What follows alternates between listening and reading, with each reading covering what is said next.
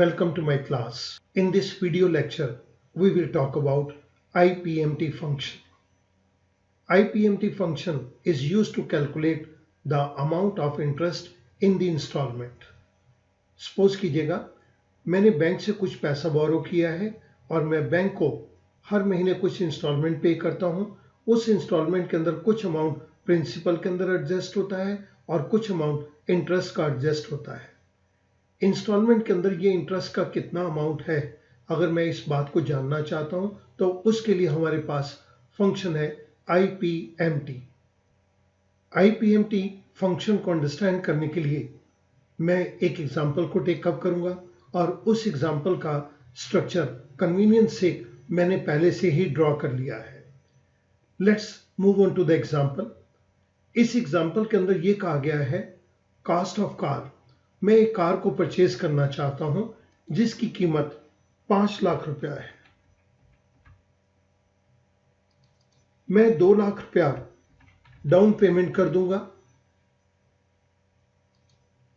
जो balance amount है वो मैं बैंक से बोरो करूंगा।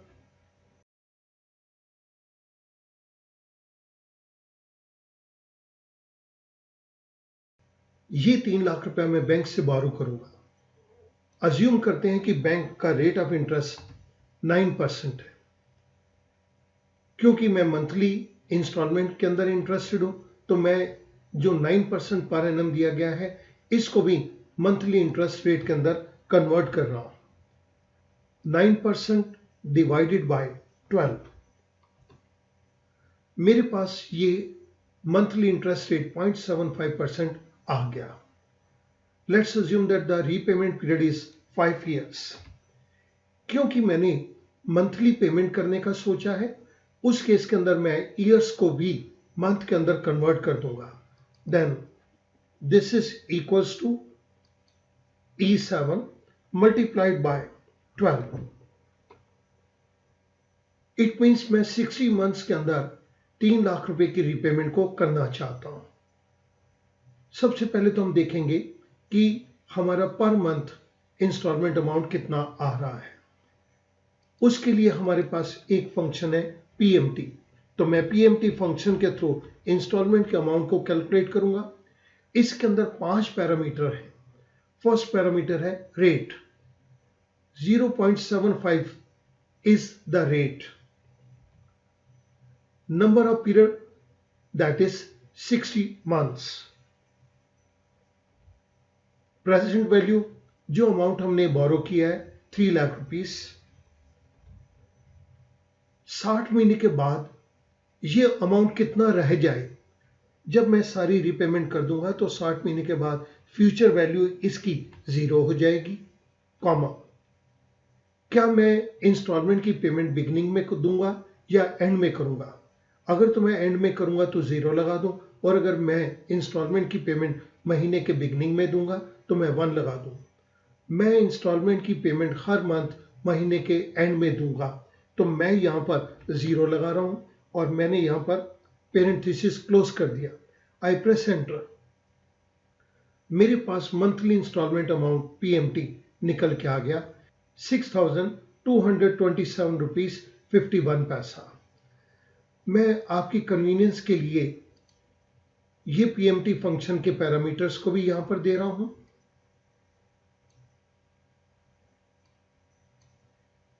और जो PMT फंक्शन हमने यूज किया है उसके अंदर जो जो सेल वैल्यूज दी गई हैं वो भी मैंने यहां पर दे दी। अब हमें इस इंस्टॉलमेंट के अंदर कितना इंटरेस्ट का अमाउंट जा रहा है वो कैलकुलेट करना है। उसके लिए हमारे पास एक फंक्शन है IPMT। क्योंकि मैं 60 मंथ्स तक पेमेंट करूंगा तो मैंने नंबर ऑफ मंथ्स के नीचे 60 तक लिख दिया। अब मुझे इस इंस्टॉलमेंट के अंदर इंटरेस्ट अमाउंट को निकालना है। उसके लिए हमारे पास फंक्शन है IPMT। तो मैं IPMT फंक्शन को यूज कर रहा हूं equals to IPMT।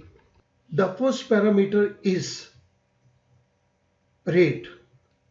This is the rate given. क्योंकि ये सेल के अंदर वैल्यू चेंज नहीं होगी, जब हम इसे ड्रैग डाउन करेंगे तो सेल के अंदर वैल्यू चेंज नहीं होगी, तो मैं इसको एब्सोल्यूट रेफरेंसिंग के लिए F4 प्रेस कर देता हूं।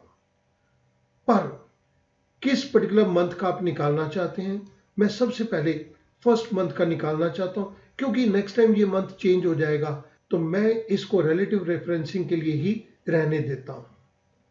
The next parameter is number of period. हमने ये 60 मंथ तक रीपे करना है। जब 60 मंथ तक रीपे करना है और ये सेल की वैल्यू चेंज नहीं होनी, तो इसको एब्सोल्यूट रेफरेंसिंग के लिए F4 प्रेस कर देते हैं।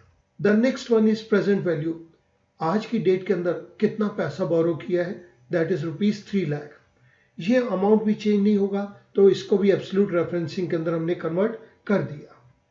कॉमा 60 महीने के बाद ये अमाउंट कितना रह जाएगा जो हमने पे करना है।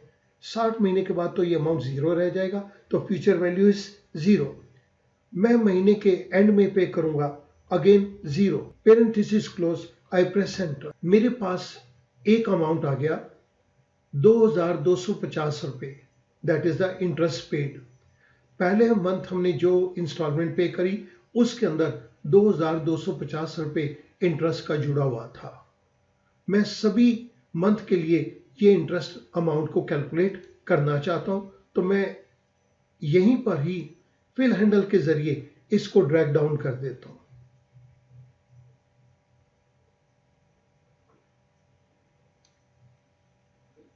मैंने फिल हैंडल की मदद से इस सारे को ड्रैग डाउन कर दिया।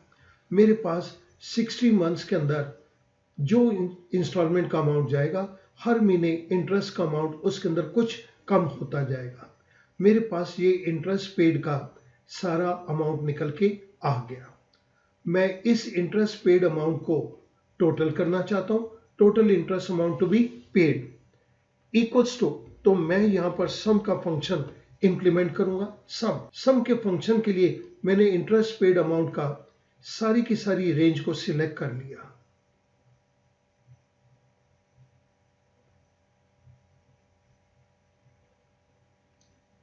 C12 to C71। I close parenthesis and now I press enter। मेरे पास एक वैल्यू आ गई 73,650 रुपीज 39 पैसा।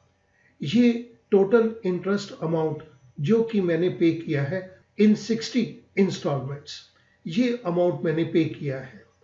और यहां पर हमारे पास पर मंथ हर इंस्टॉलमेंट के अंदर जो जो अमाउंट हमने इंटरेस्ट का पे किया है वो भी निकल के आ गया। बट मैं इस टोटल अमाउंट को वेरीफाई करना चाहता हूं, क्या ये ठीक है या गलत है। 73,650.39।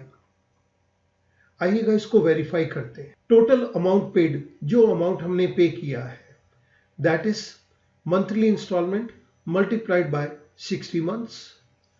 मैं यहां पर इस चीज को दे देता हूं equals to, this is the monthly installment multiplied by total number of months. मेरे पास ये वैल्यू आ गई 3,73,650.39। हमने जो अमाउंट बोरो किया था दैट वाज ₹3 लाख। तो मैं यहां पर इस 3 लाख को लिख देता हूं equals to this one C7। अब मैं टोटल इंटरेस्ट पेड को कैलकुलेट करने के लिए यहां पर equals to total amount paid, ये देखिएगा ये माइनस में है, क्योंकि टोटल अमाउंट पेड माइनस के अंदर है, तो मैं टोटल अमाउंट बोरोड को प्लस कर दूंगा, plus 3 lakh. I get the total interest paid. मेरे पास टोटल इंटरेस्ट पेड अमाउंट आ गया 73,650 रुपीज 39 पैसा। अगर मैं इस वैल्यू को चेक करूं IPMT के जरिए जो हमने अमाउंट निकाला दैट इज 73,650 रुपीज 39 पैसा, तो ये दोनों वैल्यूज बिल्कुल सिमिलर है। यहां से ये कंफर्म हो गया कि हमारा इंटरेस्ट अमाउंट बिल्कुल ठीक है और IPMT ने मुझे बिल्कुल एक्यूरेट इंटरेस्ट अमाउंट निकाल के दिया है। IPMT मुझे ये पर मंथ का इंटरेस्ट अमाउंट इंस्टॉलमेंट के अंदर निकाल के दे देता है और मैंने सारी इंस्टॉलमेंट के अंदर जो इंटरेस्ट अमाउंट इंक्लूडेड था उसको यहां पर ऐड कर दिया। इस अमाउंट को हमने इस जगह पे वेरीफाई कर लिया। मैंने यहां पर IPMT का जो सिंटेक्स लगाया है वो लिख दिया, और IPMT का जो फॉर्मूला भी लगाया है वो भी मैंने आपकी रेफरेंस के लिए दे दिया।